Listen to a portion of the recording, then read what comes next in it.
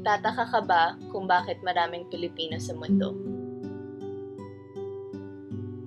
Ako si Janet, 24 anyos. Panganay sa 3 magkakapatid at ulila na sa ama.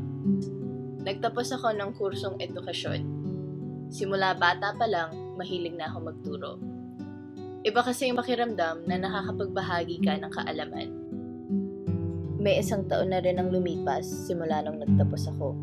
Sumubok ako sa mga iba't ibang eskwelahan pero hindi ako pinalad. Nakipagsapala rin ako sumubok sa mga trabahong hindi ko gusto at kahit mala sa pinangarap ko. Mabilis ang panahon. Bawat oras kailangan ko para suportahan ang pamilya ko.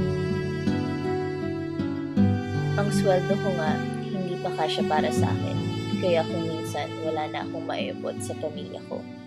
Dahil doon, nagdesisyon na lang ako na kalimutan ang propesyon at magtrabaho sa Middle East.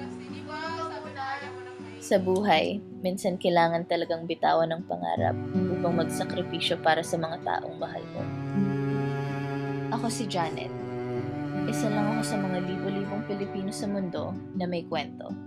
Mga kwentong dapat pakinggan. Mga kwento ng pangarap at pagsasakripisyo.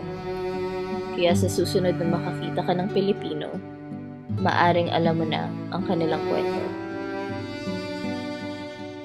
Ako si Janet. At ito ang aking kwento.